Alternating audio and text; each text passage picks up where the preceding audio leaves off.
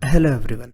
इस वीडियो में हम देखेंगे कि सीबीएसई के द्वारा जो अभी प्री बोर्ड का एग्ज़ाम लिया गया था उसमें टर्म 1 का मैथ्स का जो स्टैंडर्ड का पेपर हुआ था वो हम डिस्कस करेंगे और क्या उसका पैटर्न था और कितने क्वेश्चन थे, वो सारी चीज़ें हम सॉल्यूशन डिटेल के साथ डिस्कस करेंगे। तो चलो स्टार्ट करते हैं।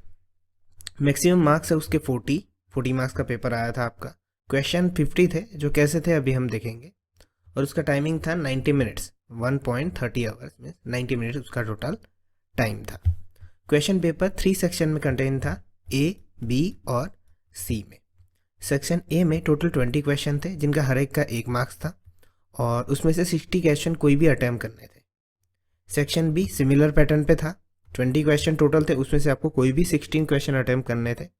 और सेक्शन सी में 2 केस स्टडीज थे जिसे हम पीसा बेस्ड क्वेश्चन कहते हैं, उसमें से कोई भी आपको 8 अटैम्प्ट करने थे। तो 16 और 16 32, 32 और 8 टोटल 40। इस तरह से 40 मार्क्स का पेपर था। कोई नेगेटिव मार्किंग नहीं थी, सारे के सारे मल्टीपल चॉइस बेस्ड एमसीक्यूज थे। ठीक है, तो चलो क्वेश्चन हम सॉल्यूशन स्टार्ट करते हैं। जो जो क्वेश्चन दो दो मेथड से होते हैं, यानी कि कोई शॉर्ट ट्रिक से होता है, तो वो हम सारी चीज़ें डिस्कस करेंगे। तो देखो, सेक्शन ए में टोटल 20 क्वेश्चन है, आपको सिर्फ 16 ही अटैम्प्ट करने होते हैं। हम पूरा पेपर करेंगे। देखो क्वेश्चन 1 देखो, the decimal expansion of 13 upon 1250 terminates after. तो जो एक्सपेंशन होता है या डेसिमल एक्सपेंशन जो टर्मिनेट होता है, तो कितने पॉइंट के बाद ये जो रेशनल नंबर दिया है वो होगा। तो इसमें हम क्या करते हैं, तो जो डिनोमिनेटर होता है टर्मिनेट होता है तो वो 2m इंटू 5n के फॉर्म में होता है। ठीक है, हमने फर्स्ट चैप्टर में पढ़ा है इसको। तो ये कितने पॉइंट्स के बाद होगा, तो हम क्या करेंगे, 1250 का हम प्राइम फैक्टराइजेशन करेंगे।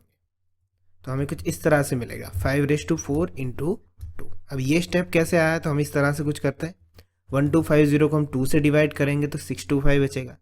625 के पीछे 5 है तो वो 5 से डिवाइड करेंगे तो हो जाएगा 125।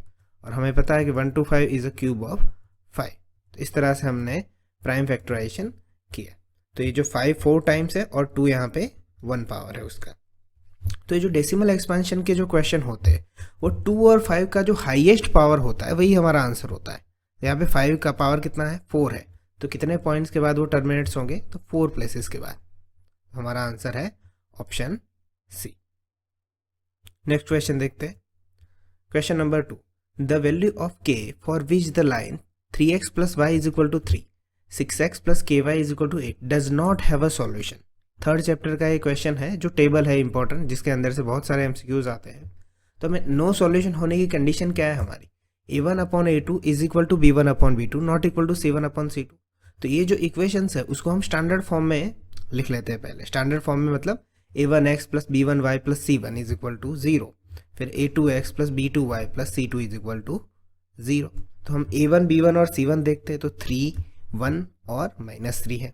यहाँ पे हम a2 b2 और c2 देखेंगे तो a2 6 मिल जाएगा, b2 k और c2 इज इक्वल टू -8। अब हम इसको वैल्यू इसी फॉर्मूले में रख देते हैं जो हमने लिखा है आगे। तो a1 हमारे पास क्या है 3, a2 हमारे पास है 6, b1 क्या है हमारे पास 1 और b2 है हमारे पास k। ये थर्ड वाला कंपेयर करने की ज़रूरत नहीं है, k की वैल्यू हमें पहले दो को कंपेयर करने से ही हमें मिल जाती है। तो हम इसे सॉल्व करते हैं, 3 2 हो जाएगा।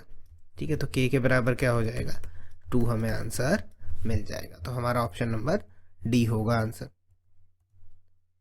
अब देखो, अगर आपको ये टेबल जो कम्प्लीटली है ये रहा, जिसकी आपकी कंडीशन आपको अच्छे से याद रखनी है, तो आप इसका स्क्रीनशॉट लेके इसको याद रख सकते हो। इंटरसेक्टिंग लाइन यानी कि यूनिक सॉल्यूशन जो कंसिस्टेंट होता है, coincident line infinitely many solution जो डिपेंडेंट एंड कंसिस्टेंट होता है, और पैरेलल लाइन में नो सॉल्यूशन जो इनकंसिस्टेंट होता है। तो ये आप एक टेबल याद रख सकते हो। नेक्स्ट क्वेश्चन देखते हैं। A tree of height 20 metre breaks at a point 5 metre high from the foot of the tree touching the ground at a point, then the distance between foot of the tree and top of the tree. ठीक है, 6 chapter से जो triangle chapter है उसमें से question लिया गया है जो पाइथागोरस थ्योरम से सॉल्व होता है। तो हम देखते हैं पहले कि एक ट्री है, ठीक है, वो कितना है 20 मीटर उसकी हाइट है। अब वो 5 मीटर उसकी हाइट होगी फ्रॉम द फुट, नीचे से 5 मीटर, वहां से वो टूट जाता है।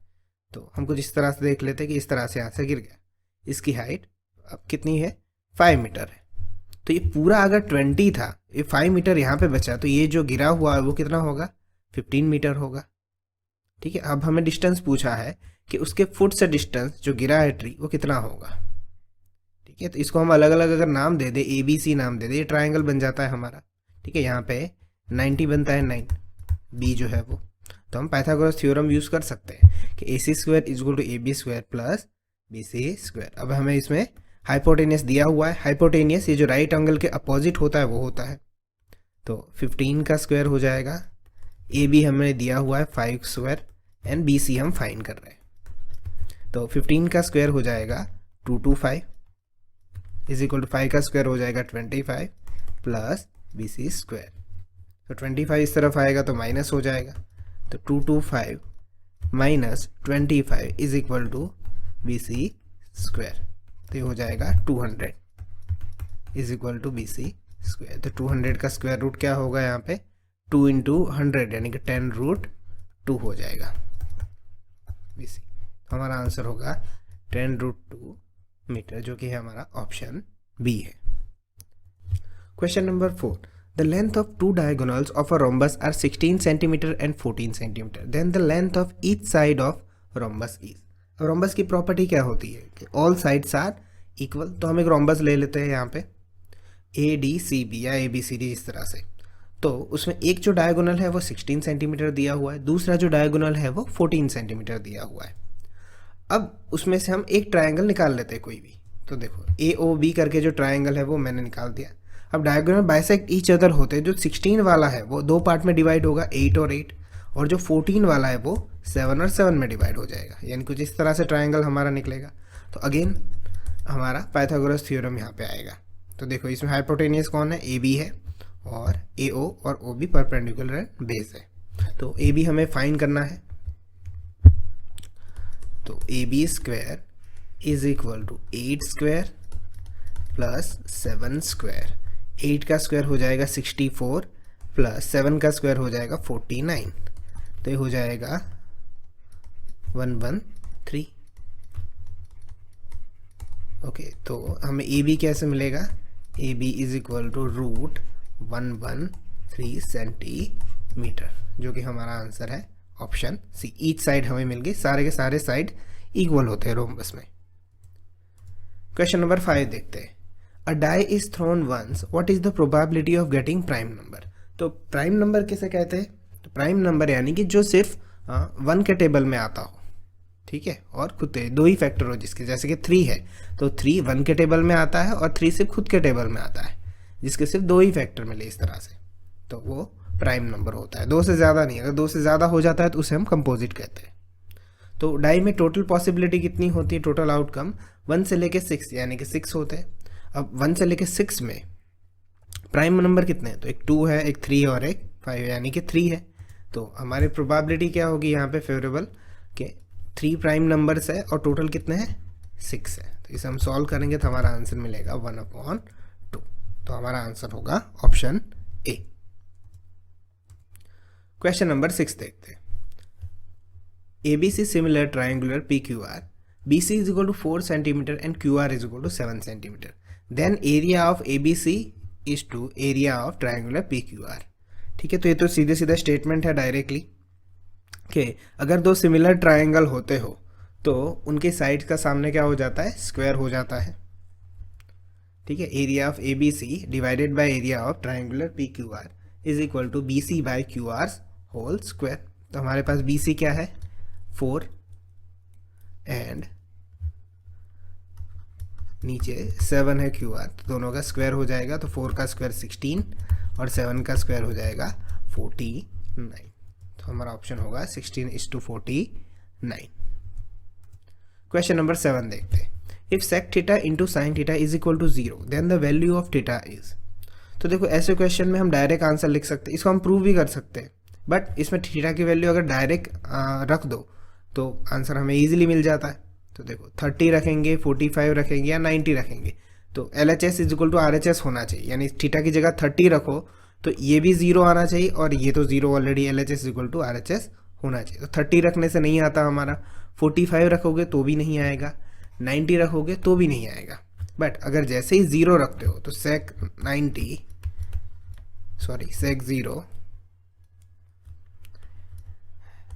Multiply sin 0 is equal to sec 0 1 हो जाता है, cos 0 1 है उसका इनवर्स, और ये sin 0 0 हो जाता है। तो हमारा आंसर होगा ऑप्शन डी। बाकी 30, 45 और 90 रखोगे तो आंसर नहीं होता उसमें। क्वेश्चन नंबर 8 देखते हैं। The smallest natural number by which 300 should be multiply so that the square root of the product is a rational number. तो इसी स्टेटमेंट के कहने का मतलब ये है कि 300 को किससे मल्टीप्लाई करेंगे तो वो परफेक्ट स्क्वायर हो जाएगा। अगर वो परफेक्ट स्क्वायर हो जाएगा तो उसका square root perfect rational number मिल जाएगा। तो देख लेते हैं, 300 इंटू 3 तो 900 मिलता है, तो ये परफेक्ट स्क्वायर है, 30 का स्क्वायर है। 300 इंटू 5 1500, तो ये नहीं है। 7 इंटू 300 2100, ये भी नहीं है। 300 इंटू 11 3300, ये भी कोई परफेक्ट स्क्वायर नहीं है, यानी कि हमारा आंसर होगा 3। ये 300 से 3 मल्टीप्लाई करते हो तो 900 का स्क्वायर रूट निकालो तो वो कहते हैं कि रेशनल नंबर आना चाहिए।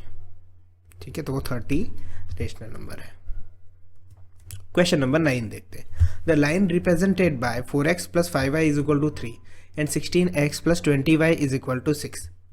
ओके, ये इंटरसेक्टिंग है, कोइंसिडेंट है, पैरेलल है या नन ऑफ दिस। तो अगेन वो टेबल से क्वेश्चन आया हुआ है, तो हम यहाँ पे लिख लेते हैं इसको स्टैंडर्ड फॉर्म में। पहले a1x plus b1y plus c1 is equal to 0 and a2x plus b2y plus c2 is equal to 0।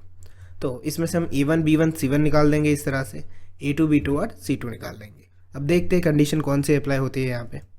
तो पैरेलल की कंडीशन होगी कि a1 अपॉन a2, ठीक है। अगर आप a1 अपॉन a2 निकालोगे तो 1 अपॉन 4 मिलेगा, 4 16 ठीक है। फिर b1 अपॉन b2 निकालोगे तो आपको मिल जाएगा 5 अपॉन 20 यानी कि 1 अपॉन 4 मिलेगा। और c1 अपॉन c2 ले लोगे तो 3 2 6 1 अपॉन 2 मिलेगा, यानी कि a1 upon a2 is equal to b1 upon b2 and not equal to c1 upon c2। b1 upon b2 and not equal to c1 upon c2। तो ये किसी कंडीशन है, पैरेलल की कंडीशन है। क्वेश्चन नंबर 10 देखते हैं। The coordinate of the point which divides the line segment joining the -3 and 3 and 3 -3 in ratio 2:1। ठीक है, हमें पॉइंट फाइंड करना है जो इन दो पॉइंट्स को 2:1 में डिवाइड करता है। तो हम ये जानते हैं पहले ही कि इसको अगर कुछ इस तरह से हम लिख लें कि कोई पॉइंट है P, यहाँ M आपको 2 दिया है, N आपको 1 दिया है, M1 M2 भी आप बोलते हो जिसे। यहाँ पे एक पॉइंट है -3 और 3 और यहाँ पे एक पॉइंट है 3n -3। ठीक है, तो P हम xy ले लेते, तो यही फॉर्मूला लगता है हमारा सेक्शन फार्मूला जिसे कहते हैं mx2 plus nx1 upon m plus n, my2 plus ny1 upon m plus n। इसको m1 m2 भी लिख देते, हम m और n में रखेंगे। तो m है हमारे पास 2, इसको हम x1 y1 बोल देते इस पॉइंट को, और इस पॉइंट को हम बोल देंगे x2 y2। तो x2 हमारे पास है 3 प्लस n है हमारे पास 1 और x1 है हमारे पास -3 और m प्लस n 3 हो जाएगा। उसके बाद हम देखते m/2, तो 2 इंटू -3 प्लस n/1, y1 कितना है 3 और नीचे 3। तो ये क्या हो जाएगा, 2 3 ज़ा 6, 6 -3 डिवाइडेड बाई 3, 2 3 ज़ा -6, 1 3 ज़ा 3 और नीचे 3 हो जाएगा। तो इसे हम करते जाएंगे, 6 -3 3 बचेगा, 3 अपॉन 3 1, -6 प्लस 3 -3 होगा और डिवाइडेड बाय 3 तो -1। हमारा आंसर होगा ऑप्शन। अब इसी क्वेश्चन को करने का दूसरा तरीका देखो। ये जो P पॉइंट है जो xy है, ठीक है, तो यहाँ से मैं लेता हूँ -3 जो x1 है और यहाँ पे लेता हूँ +3 जो x2 है। सिर्फ इसी के लिए हम देखेंगे। हमारा रेशियो क्या है, 2:1 है। ठीक है, 2:1 का मतलब क्या होता है, अगर हम इसको मैं 4:2 भी लिखूँ तो भी सेम ही रहेगा, क्योंकि सिंपलेस्ट फॉर्म करके ही तो 2:1 आया है। अगर मैं उसी को ही 8:4 करके लिखूँ तो भी क्लियर है। ठीक है, आंसर तो हमारा 2:1 ही रेशियो रहेगा। तो ये जो बीच में जो मैंने नंबर लाइन ड्रॉ की है उसको मैं डिवाइड करने की कोशिश करता हूँ। तो देखना, पहला x1 है -3 और दूसरा जो x2 है 3। ठीक है, तो P xy में हम xy कोऑर्डिनेट पहले ढूंढेंगे। तो देखो 2:1 से तो मुझे मिल नहीं रहा है, इस लाइन को मैं 2:1 में डिवाइड नहीं कर सकता अभी, मतलब उसका 4:2 में मैं कर सकता हूँ। देखो कैसे, यहाँ पे एक है, ये दूसरा सेक्शन हुआ, ये तीसरा हुआ। -3 से स्टार्ट करना है क्योंकि पहले -3 है, और फिर यहाँ पे 4 पे आके अटक गया है। मैं 4:2 फाइंड कर रहा हूँ, ठीक है। और यहाँ पे अगर मैं स्टार्ट करूँ 2 रेशियो ले, 4:2 रेशियो में काउंट कर रहा हूँ, तो 1 और 2, यानी कि मुझे पॉइंट वो कहाँ आके मिलता है, 1 को आके मिलता है यहाँ पे, ठीक है। तो ये क्या हो गया, 4:2 हो गया यानी भाई, तो मुझे x कोऑर्डिनेट मिल गया 1। अब वैसे ही y का देखो, y क्या है, -3 से +3 तक जाना है, ठीक है। +3 से -3, x y1 से y2 की तरफ। तो +3 से हम 4 काउंट करते हैं, 1 2 3 और 4, कहाँ पे आके अटका, -1 पे। और यहाँ से मैं 1 और 2 करूँ तो यहाँ पे ये 4 यहाँ होगा और 2 यहाँ होगा। ऊपर क्या था, 4 लेफ्ट हैंड साइड की तरफ था, नीचे 4 यहाँ की तरफ, तो कहाँ पे आके अटका, -1 यहाँ पे आके, ठीक है। तो हमें डायरेक्ट आंसर ऐसे भी मिलता है। इसको समझने के लिए थोड़े और क्वेश्चन की प्रैक्टिस करना है, ऐसे ही क्वेश्चन को लेके, जहाँ पे एक्स वाई फाइंड करना हो और आपको M1 M2 या MN आपको दिया हो, तो आप ऐसे भी इस क्वेश्चन को कर सकते हो। अगर आगे ऐसा कोई क्वेश्चन आएगा तो हम इसकी प्रैक्टिस करेंगे। नेक्स्ट क्वेश्चन देखते हैं, question number 11, the LCM of smallest composite number and smallest 2 digit number is. तो बहुत सिंपल क्वेश्चन है ये। स्मॉलेस्ट कंपोजिट नंबर जो है वो 4 है और स्मॉलेस्ट 2 डिजिट जो नंबर है वो 10 है। हम उसका LCM निकालेंगे तो 10 और 4 का LCM निकलता है 20। क्वेश्चन नंबर 12 देखते हैं, the LCM of 2 number P and Q is 200, their HCF is 5, then PQ is equal to what. अब देखो यहाँ पे क्या कहा गया है कि दो जो नंबर है P और Q, उसका LCM दिया हुआ और HCF 5 दिया हुआ है। तो हमारे पास डायरेक्ट फॉर्मूला है, LCM into HCF is equal to product of 2 number. तो LCM हमें पता है 200 है और HCF हमारे पास है 5। सिंपली हमें आंसर मिल गया, 200 इंटू 5 कितना हो जाएगा, 1000 हो जाएगा, जो कि हमारा आंसर है। क्वेश्चन नंबर 13 देखते हैं, if 5 cot A is equal to 8, then the value of sin A sec A is equal to what. तो देखो sin A sec A को अच्छे से देखो, तो sec A को हम कैसे लिख सकते हैं, 1/cos A। तो ये क्या हो गया, sin A/cos A, ये तो क्या हो गया, tan A हो गया। यानी अगर हमें tan A की वैल्यू मिल जाए तो ये वही आंसर होगा हमारा।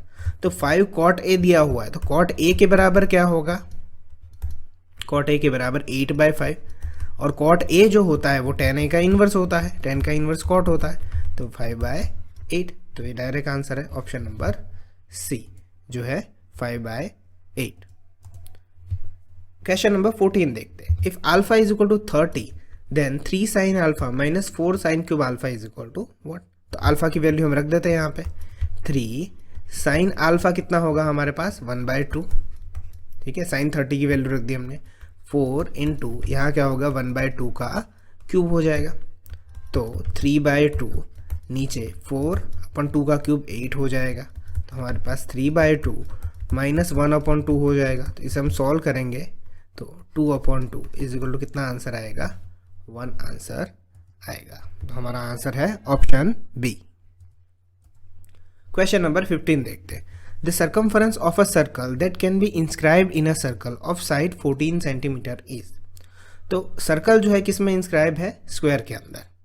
अब उसके यहाँ पे स्क्वायर की साइड दी गई है, कितनी दी गई है, 14 सेंटीमीटर। मीन्स यही क्या होगा, यही तो डायमीटर होगा सर्कल का। तो हमें सिर्फ सर्कमफरेंस कहा है, तो सर्कमफरेंस ऑफ सर्कल क्या होता है, 2πr होता है, या तो हम इसे πd करके भी लिखते हैं। दोनों से डायरेक्ट आंसर, πd से हमें डायरेक्ट आंसर मिलता है 22/7, और डायमीटर हमारे पास 14 है। 7 2 22 2 कितना होगा, 44 सेंटीमीटर। तो हमारा आंसर है ऑप्शन डी।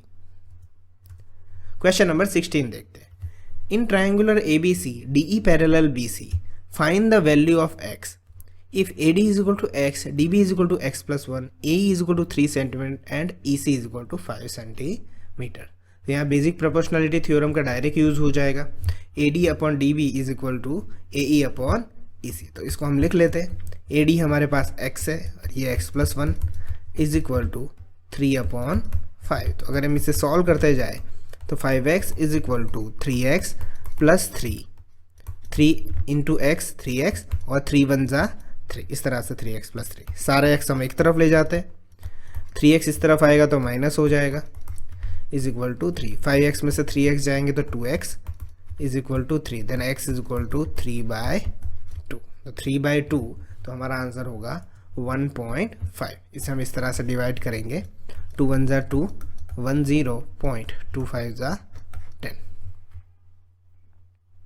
ओके, तो ये 0 हो जाएगा। तो आंसर होगा ऑप्शन ए। क्वेश्चन नंबर 17 देखते हैं। The altitude of a equilateral triangle whose each side of a centimetre is.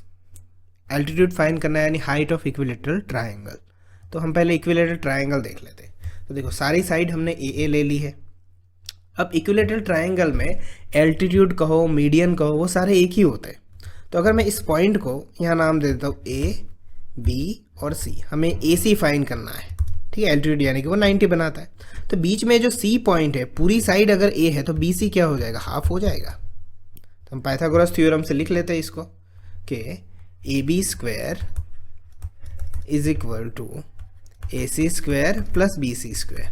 तो ए बी कितना है हमारे पास, स्मॉल ए है, ए सी हम फाइंड कर रहे हैं, बी सी कितना है, a/2 का होल स्क्वायर। तो हम इसे सॉल्व करते जाते हैं। A square is equal to A C square, a square हो जाएगा, नीचे 2 का स्क्वायर 4 हो जाएगा।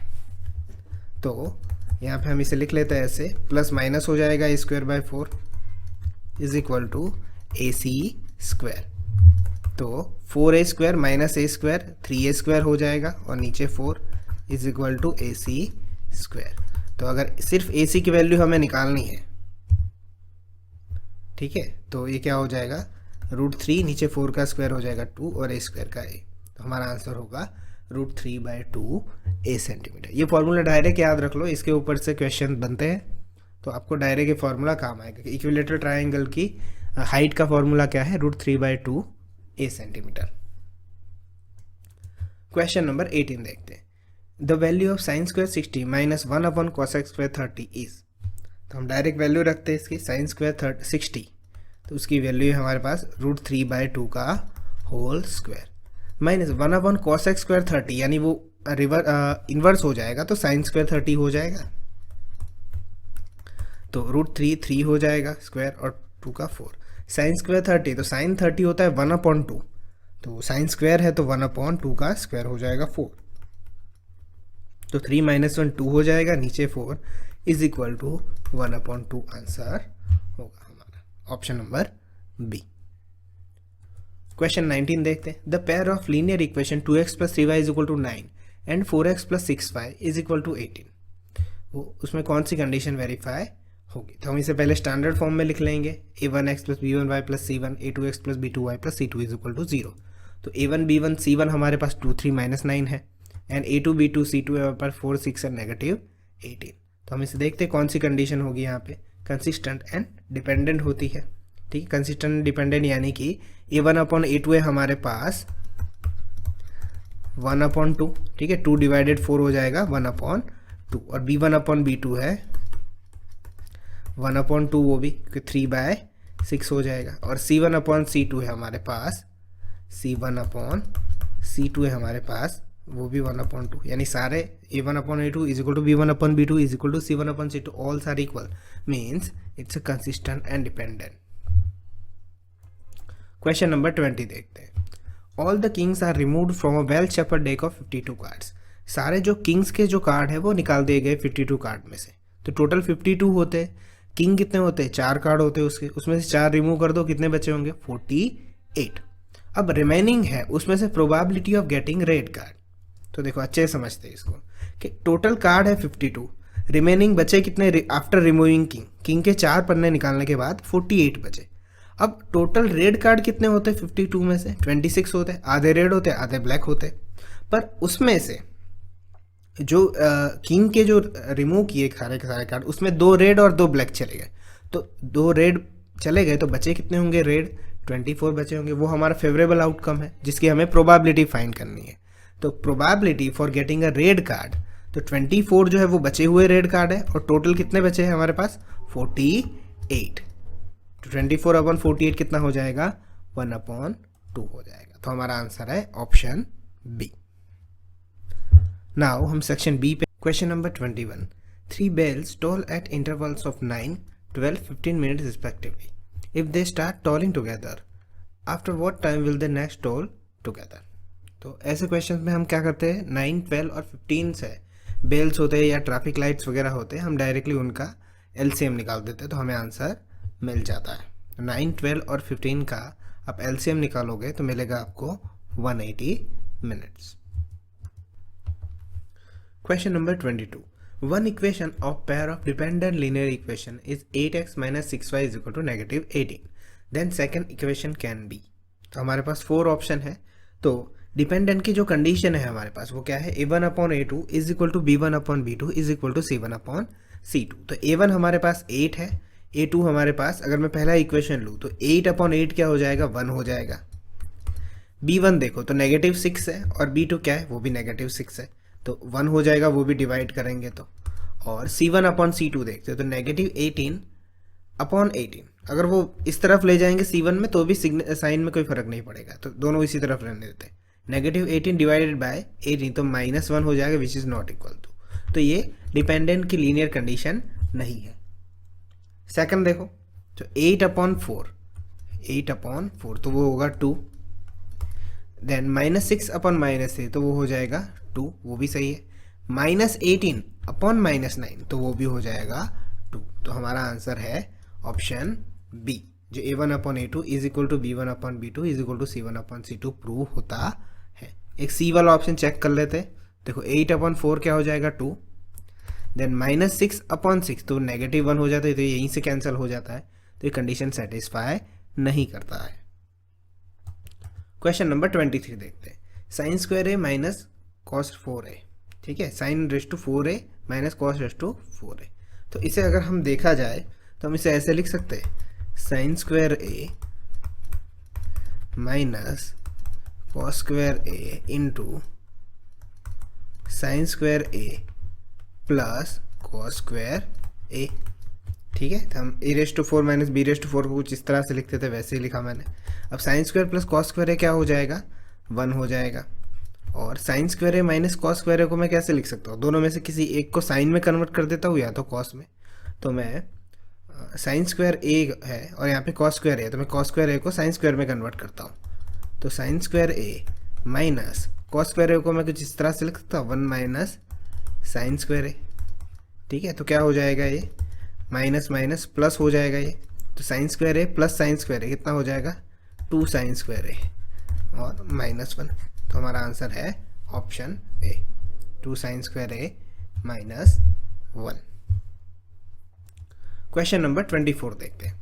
For which value of k will be pair of linear equation 3x plus Y is equal to 1 and 3xk plus 5y is equal to 2 have no solution. Again ये 4th question आया है जो tables के ऊपर से है, तो वो टेबल काफ़ी इंपॉर्टेंट है। तो नो सॉल्यूशन की कंडीशन क्या है हमारे पास, a1 upon a2 is equal to b1 upon b2 is not equal to c1 upon c2।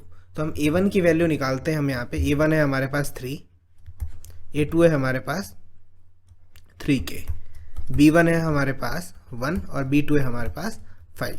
a1 b1 और a2 b2, तो यहीं से आंसर मिल जाएगा, 3 और 3 cancel, k is equal to क्या हो जाएगा 5। तो हमारा आंसर है option C. Question number 25। LCM of two prime numbers x and y is 187. Find the value of 2 into x minus y. अब देखो सबसे पहले अच्छे से देखो, 2 प्राइम नंबर का LCM दिया है, तो 2 प्राइम नंबर का HCF क्या होता है, तो वो ऑलवेज 1 होता है, क्योंकि प्राइम नंबर में 1 के अलावा तो कोई कॉमन होता ही नहीं है। तो हम इस फॉर्मूले को ऐसे ही लिख लेते हैं, LCM into HCF is equal to product of 2 number. LCM हमें दिया गया है 187 और HCF उसका क्या होगा, 1 ही होगा, क्योंकि प्राइम नंबर है दोनों, तो 1 के अलावा कोई कॉमन नहीं होगा। और ये प्रोडक्ट ऑफ 2 नंबर है, ठीक है, x इंटू वाई। तो मैं 187 का अगर प्राइम फैक्टराइजेशन निकालूँ तो 187 का हम इसे निकालते हैं तो 11 इंटू 17 मिलेगा, ठीक है, 11 into 17 is equal to x into Y. तो मिल गए हमें 2 प्राइम फैक्टराइजेशन, जिसमें x जो है वो ग्रेटर देन होगा और y जो है वो लेस देन होगा। तो x हमारे पास कितना है, ग्रेटर देन 17 और y कितना है 11। अब हमें आंसर की बारी, 2 इंटू एक्स माइनस वाई देना है। 2 इंटू एक्स है हमारे पास 17 और y है 11, 6 हो जाएगा, 2 6 12, तो हमारा आंसर होगा 12। Question number 26। A die is thrown once. What is the probability of getting number greater than or equal to 3?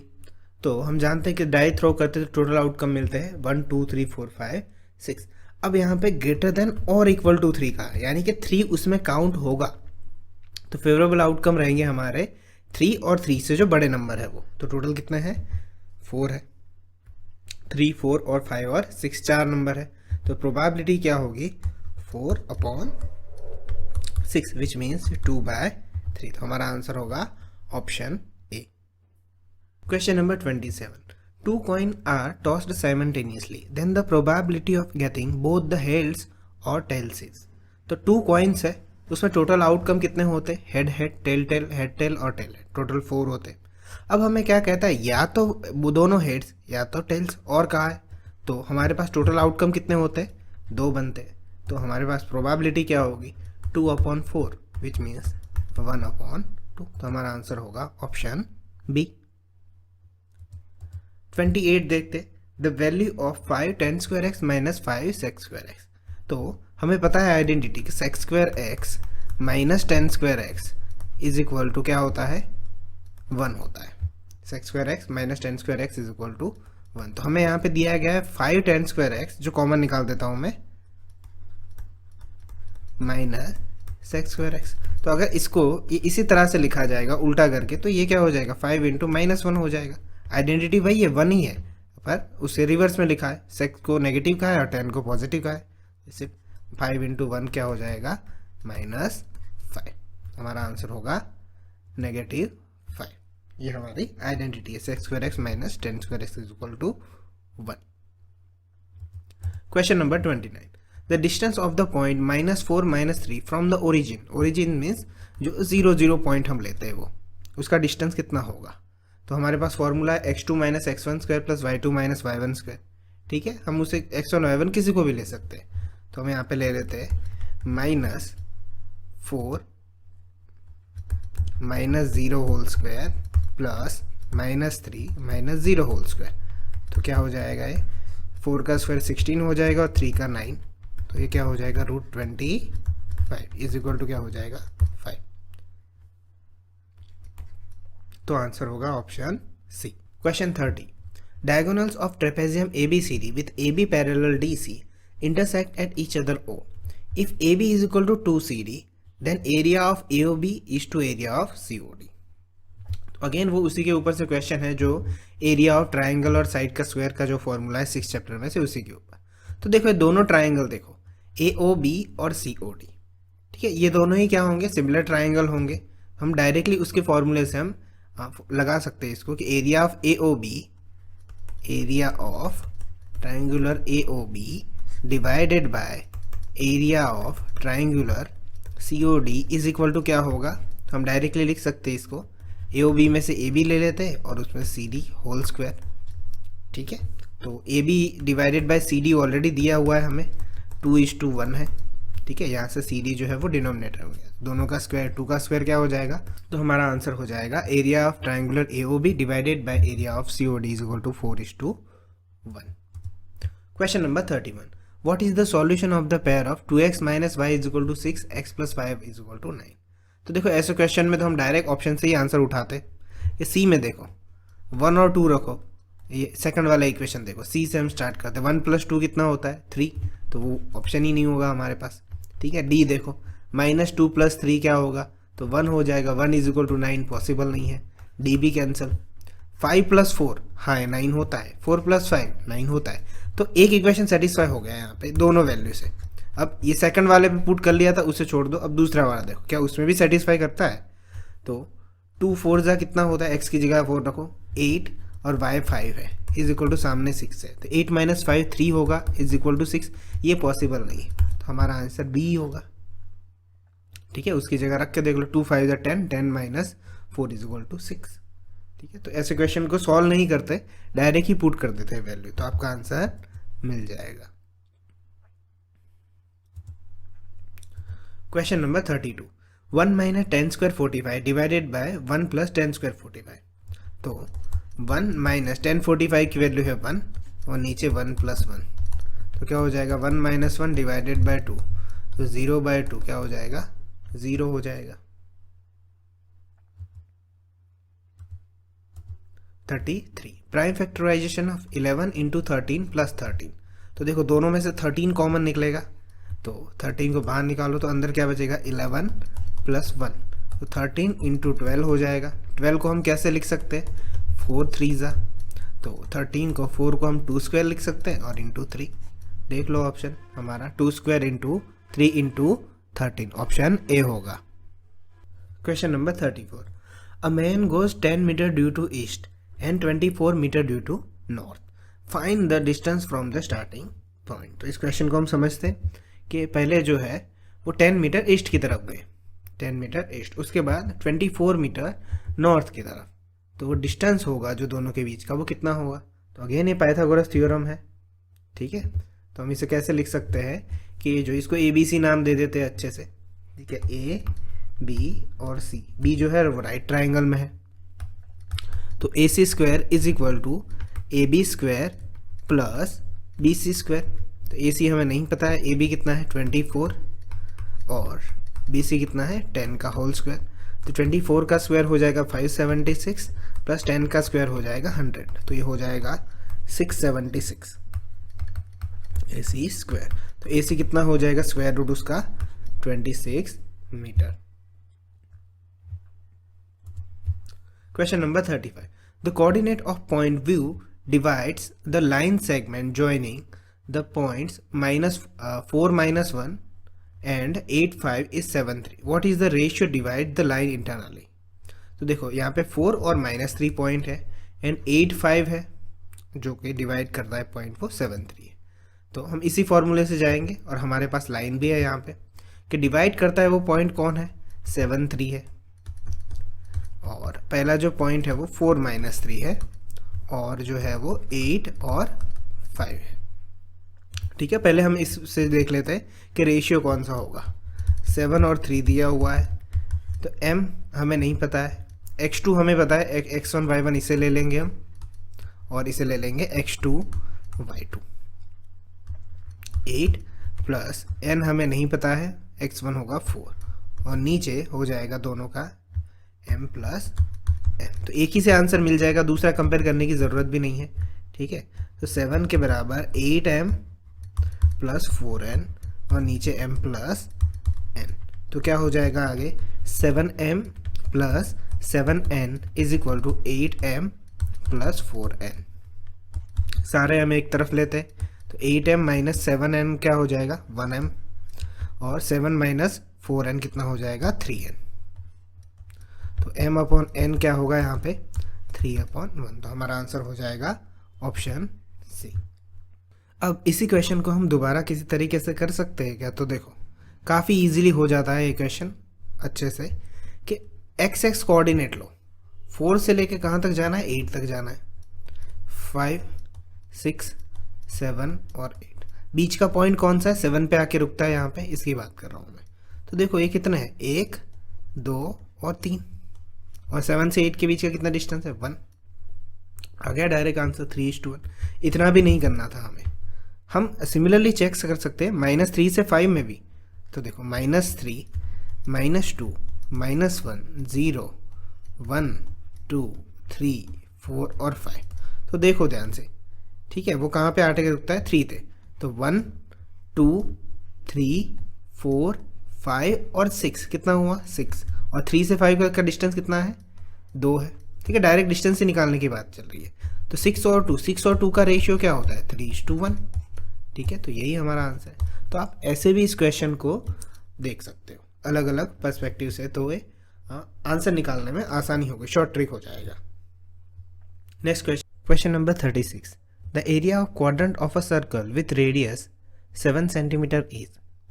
अब क्वाड्रेंट कहाँ है 4th portion of the circle, तो हम सबसे पहले एरिया ऑफ सर्कल देख लेते थे। एरिया ऑफ सर्कल क्या होता है πr², तो क्वाड्रेंट का फॉर्मूला क्या हो जाएगा डिवाइडेड बाय 4 हो जाएगा। तो हमारा आंसर क्या होगा 22/7 पाई की वैल्यू, आर है हमारे पास 7 × 7 और नीचे 4, 7 7 कैंसिल, फिर 2 और 11 7 77/2 सेंटीमीटर स्क्वायर, यानी हमारा आंसर होगा ऑप्शन ए। 37 देखते। The ABCD of a square of a side 14 centimetre APD and BPC are semicircles. Find the area of shaded region. तो देखो ये जो सेमी सर्कल है, ये यहाँ पे सेमी सर्कल है, अगर दोनों को मिला दिया जाए तो एक सर्कल बन जाएगा। तो मुझे शेडेड पोर्शन जो ब्लू कलर का पोर्शन है उसका एरिया निकालना है, तो मैं एरिया ऑफ स्क्वायर में से क्या करूँगा, एरिया ऑफ सर्कल माइनस कर दूंगा। तो हम ऐसा लिख सकते हैं, area of shaded region is equal to area of square minus area of circle. तो साइड इंटू साइड जो स्क्वायर का है तो 14 इंटू 14 और पाई आर स्क्वायर 22/7 आर है हमारे पास। अगर साइड 14 है वो डायमीटर हो जाएगा, तो रेडियस कितनी हो जाएगी, 7 हो जाएगी। तो 7 कैंसिल, 14 का स्क्वायर हो जाएगा 196 और 22 7 हो जाएगा 154। तो 6 में से 4 जाएंगे 2, 19 में से 15 जाएंगे 4। तो हमारा आंसर होगा 42 सेंटीमीटर स्क्वायर।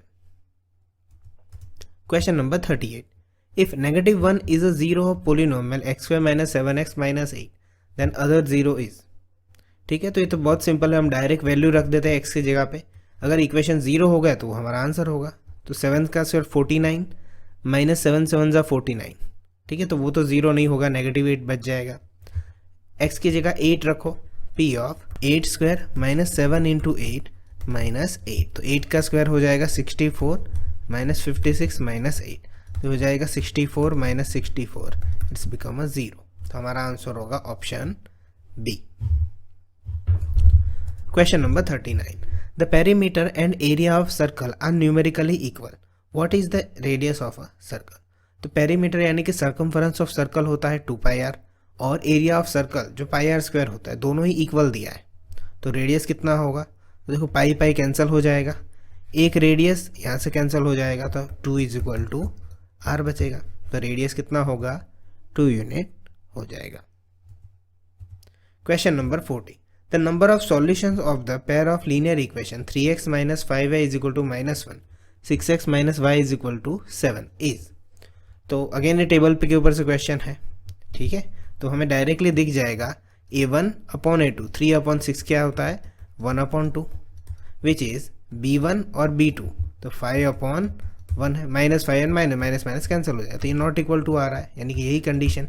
तो ये किसकी कंडीशन है, यूनिक सॉल्यूशन की कंडीशन है। ठीक है, a1 b1 c1 पूरा लिख लिया, फिर a2 b2 c2, और हम देख सकते हैं कि a1/a2 इज नॉट इक्वल टू b1/b2, तो ये कंडीशन है यूनिक सॉल्यूशन की। अब है पीसा बेस्ड क्वेश्चन है, जो आपके केस स्टडी जिसे कहते हैं। एक पैसेज के ऊपर से 5 क्वेश्चन होंगे अलग अलग, तो उसी तरह से यहाँ पे केस स्टडी दी हुई है। ठीक है, यहाँ पे ये इसी तरह से दिया हुआ है फिगर, और उसके ऊपर से क्वेश्चन है ये। ठीक है, ये 10 मार्क्स का सेक्शन होता है, आपको सिर्फ 8 ही अटैम्प्ट करने होते हैं। तो देखो 41, देखो क्वेश्चन क्या है, the path represent graph of. तो ये जो ग्राफ है वो आप 2.1 एक्सरसाइज से पहले की थियरी पढ़ोगे तो उसमें दिया ही हुआ है, ये क्वाड्रेटिक पोलिनोमियल का ग्राफ है। क्वाड्रेटिक पोलिनोमियल मीन्स हम जो पूरा सेकंड चैप्टर पढ़ते हैं वो इसी के ऊपर पढ़ते हैं। लीनियर पोलिनोमियल नहीं है, क्यूबिक नहीं है, और ना ही पोलिनोमियल ऑफ डिग्री 5 है। ठीक है, जिसे पैराबोला कहा जाता है। ठीक है, प्रीवियस बोर्ड्स क्वेश्चन में पैराबोला के ऊपर से भी क्वेश्चन आया हुआ है, तो इस बात का ध्यान रखें। Question number 42, if the path is represented by x² + 2x - 3 then the zeros are. अब इसमें अगर केस स्टडी ना भी होता तो ये नॉर्मल क्वेश्चन भी बन जाता कि ये जो वैल्यूज है वो इक्वेशन में रखते हैं, फिर देखते हैं इक्वेशन 0 होता है तो ये जीरोस है। फॉर एग्जांपल पहला है, मैं इसे p ऑफ x लिख लेता हूँ, x² + 2x - 3। तो मैं -1 रखने की कोशिश करता हूँ यहाँ पे, तो -1² + 2 इंटू -1 - 3, तो -1 का स्क्वायर हो जाएगा 1, -2 -3, तो ये -4 हो जाएगा। तो ये 0 नहीं हो सकता, पहले एक ही चेक करो। तो 1 चेक करते, तो 1 का स्क्वायर 1 + 2 इंटू 1 -3, 2 + 1 3 -3, हाँ तो 1 हो रहा है, यहाँ भी 1 है, तो इन दोनों में से कोई एक होगा। तो -3 ट्राई करते हैं, 0 रखने से नहीं होगा, ये 3 अकेला बच जाएगा, तो -3 रखते हैं। तो -3² + 2 इंटू -3 -3 का स्क्वायर हो जाएगा 9, 3 2 = 6 -3, तो 9 - 9 क्या हो जाएगा 0। ठीक है, तो ये ऑप्शन हमारा बी करेक्ट है। नेक्स्ट क्वेश्चन देखते हैं 43, if the sum and product of zeros of the polynomial representing the path are 6 and negative 16 respective, then the polynomial is. तो हमारे पास डायरेक्ट फॉर्मूला इसके लिए x square minus sum of zero, मैं alpha plus beta लेता हूँ, into x plus alpha beta. ठीक है, तो एक्स स्क्वायर सम कितना दिया है हमें, सम दिया है 6 दिया है, तो 6x प्लस प्रोडक्ट कितना दिया है नेगेटिव 16, तो x square minus 6x plus minus minus हो जाएगा, तो हमारा आंसर है x square minus 6x minus 16, जो कि है हमारा ऑप्शन 1। 44 देखते, if negative 1/3 is one of the zeros of f of x then the value of k is. ठीक है, तो ऐसे क्वेश्चन 9 स्टैंडर्ड में आते थे कि एक जीरो दे दिया और के की वैल्यू फाइंड करना है। तो एफ ऑफ नेगेटिव 1/3 दिया हुआ है is equal to 9 into minus 1/3 square minus k into minus 1/3 minus 5। तो ये जो पी ऑफ एक्स या एफ ऑफ एक्स हमें जो दिया जाता था वो ज़ीरो हो जाता था। तो 9 इंटू नेगेटिव है उसका स्क्वायर पॉजिटिव हो जाएगा और 3 का स्क्वायर नीचे 9, माइनस माइनस प्लस हो जाएंगे, तो k/3 माइनस 5। तो आगे हम देखते हैं 0 इज इक्वल टू 9/9 कट हो जाएगा, 1 प्लस k/3 माइनस 5। तो 1 और माइनस 5 कितना हो जाएगा -4, और -4 अपोजिट जाएगा, यानी यहाँ पे इक्वल टू के अपोजिट, तो पॉजिटिव 4 हो जाएगा। अब 3 डिवाइड में सामने जाएगा तो क्या हो जाएगा मल्टीप्लाई हो जाएगा, तो k इज इक्वल टू क्या हो जाएगा 12। तो हमारा आंसर होगा k is equal to 12। Question 45 देखते, if alpha and beta are the zeros of the polynomial of 2x square minus 3x minus 5 then alpha plus beta is equal to 1। Okay, तो alpha plus beta ये direct formula है, alpha plus beta क्या होता है minus b by, तो minus यहाँ पे b कौन है -3 है वो, और a क्या है हमारे पास 2, तो माइनस माइनस प्लस हो जाएगा, तो आंसर होगा हमारा 3/2। ऑप्शन हमारा बी होगा 3/2। अब दूसरी केस स्टडी है जो स्पोर्ट्स एक्टिविटी के ऊपर है, तो उसके ऊपर से हम देखते हैं। देखो ये सेम क्वेश्चन जो है वो 7.2 एक्सरसाइज में आपको मिल जाएगा, उसी के ऊपर से पूरा लिया गया है। अब देखो ये टोटल जो डिस्टेंस है, इस चीज़ को समझना है यहाँ पे कि वाई एक्सिस है वो पूरा 100 दिया हुआ है, उसके ऊपर से हमें डिसाइड करना है। ठीक है, तो इस क्वेश्चन पेपर का पीडीएफ आपको डिस्क्रिप्शन में लिंक में मिल जाएगा, इसका पीडीएफ चाहते हो तो उसकी क्लिक कर दोगे तो आपको मिल जाएगा। ठीक है, चलो क्वेश्चन पे चलते हैं। क्वेश्चन हमारा क्या है, find the position of green flag. तो देखो ग्रीन फ्लैग का जो पोजीशन है वो यहाँ पे एंड में दिया हुआ है, ये देखो यहाँ पे लिखा है कि ग्रीन फ्लैग जो है वो Niharika 1/4 distance of AD and second line prostate green flag, तो 1/4 डिस्टेंस पे है ये।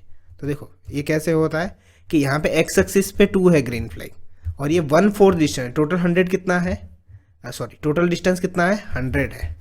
तो ये जो ग्रीन फ्लैग है वो क्या है एक्स एक्सिस पे तो 2 है और 1/4 ऑफ 100 यूनिट है, तो ये क्या हो जाएगा 2 1/4, तो किसका 4 जा 100 होता है तो 25। तो हमारा पहले का आंसर है 225।